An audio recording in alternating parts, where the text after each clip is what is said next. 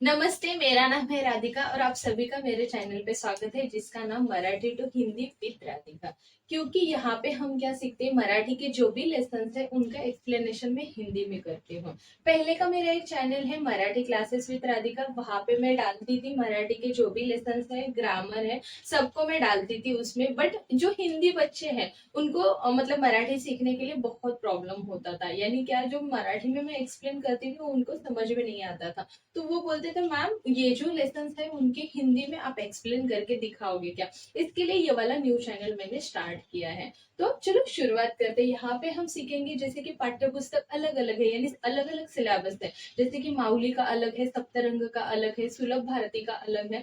तो जो भी स्टैंडर्ड है, स्टैंडर्ड वाइज जिसका जो भी पोर्शन रहेगा उस हिसाब से हम यहाँ पे एक्सप्लेनेशन करेंगे। वहां पे हम क्या क्या करते हैं, तो लेसन एक्सप्लेन करेंगे, जो क्वेश्चन आंसर्स होते हैं वो एक्सप्लेन करेंगे, जो भी आपके मतलब वर्कशीट रहेगी वो सॉल्व करके लेंगे, जो क्वेश्चन पेपर आते हैं वो सॉल्व करके लेते हैं। तो चलो वीडियो को शुरुआत करते हैं। अभी ये है 7th स्टैंडर्ड का 9th नंबर का लेसन जो आता है माऊली पाठ्य पुस्तक से। उसका नाम है बदलते विचार।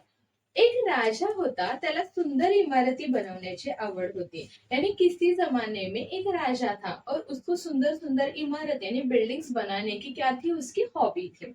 त्याच्या राज्यात चारही बाजूला मोठ्या इमारती होत्या और उसके राज्य में चारों साइड यानी चारों तरफ सुंदर सुंदर बिल्डिंग्स बनी हुई थी। राजा ने कुशल कारागिरांना आपल्या राज्यात बोलवले। कुशल कारागिर यानी जो सबसे अच्छे से अच्छा काम कर सकते हैं, वो कारागिर उनको राजा ने अपने राज्य में बुलाया था, जेणेकरून सुंदर इमारतींची निर्मिती करणे शक्य होईल। क्यों बुलाया था? ताकि अच्छी से अच्छी, सुंदर से सुंदर और बिल्डिंग वो बना सके।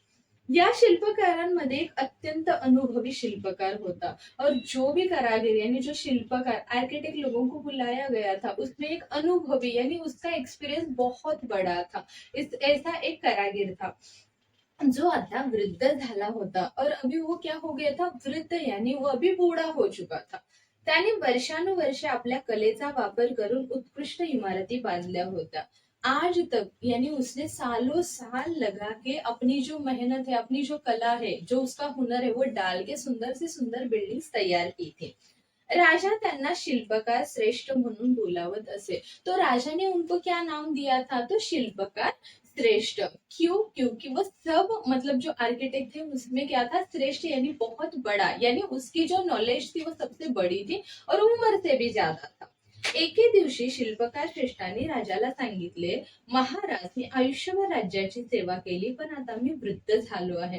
तो एक दिन वो शिल्पकार श्रेष्ठ राजा को क्या बोलते हैं कि महाराज अब मैं क्या हो चुका हूँ, तो वृद्ध यानी बूढ़ा हो चुका और मैंने अपनी पूरी जिंदगी आपके राज्य में सेवा करने में लगा दी है, तरी मला राज्य सेवेतून मुक्त करावं। तो मुझे यहाँ से अभी क्या चाहिए, मुक्तता यानी रिटायरमेंट चाहिए।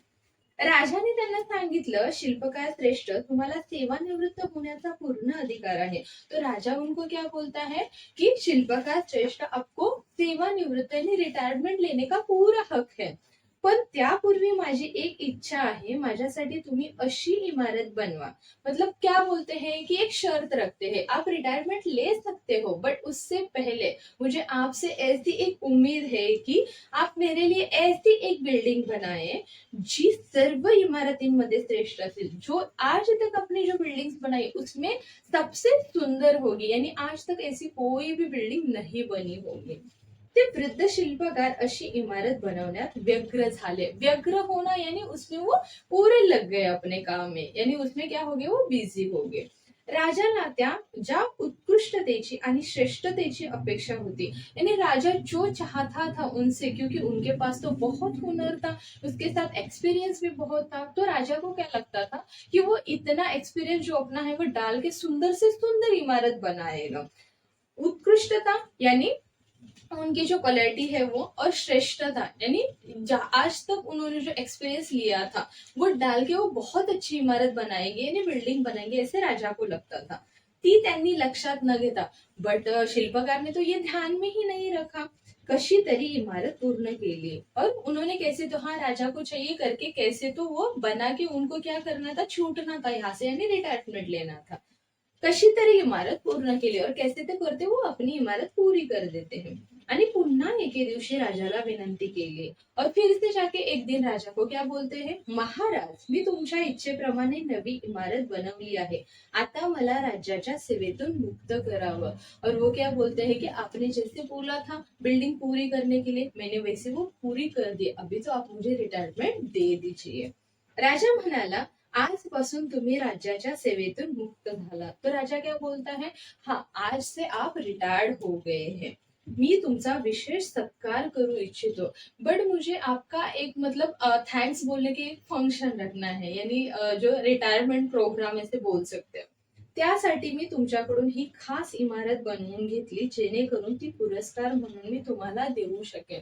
तो मैंने ये इमारत यानी ये बिल्डिंग क्यों बनाई थी, क्योंकि मैं आपको ये रिटर्न अवार्ड के थ्रू आपको ही दे दूं, यानी मैंने आपका जो रिटायरमेंट फंक्शन रखा है वहां पे आपको मैं ये गिफ्ट कर दूं या आपको अवार्ड दे दूं, इसलिए मैंने ये अच्छी से अच्छी मतलब सर्वोत्कृष्ट यानी एक्सीलेंट जो होती है वैसी बिल्डिंग मैंने आपसे बनवा के ली है। तो राजा की नजर में तो एक्सीलेंट ही है, बट कौन जानता है कि ये इमारत इतनी अच्छी नहीं बनी है, तो वो सिर्फ शिल्पकार जानता है। क्यों? क्योंकि उसने काम किया है। शिल्पकाराला हे ऐकून आनंद झाला, तो ये सुन के शिल्पकार बहुत खुश होता है, पण तेव्हाच त्याला जाणवले की आपण हे काम मन लावून केले नाही। तो उसके बाद उसको जाणीव होने यानी उसको पता चलता है, जानवले यानी जाने होने, तो इससे उसको पता चलता है कि उसने ये काम अपनी पूरी लगन से पूरे मन से नहीं किया था। आणि या इमारतीत अनेक उणिवा आहेत और इस बिल्डिंग में बहुत सारे प्रॉब्लेम्स यानी कमियां हैं।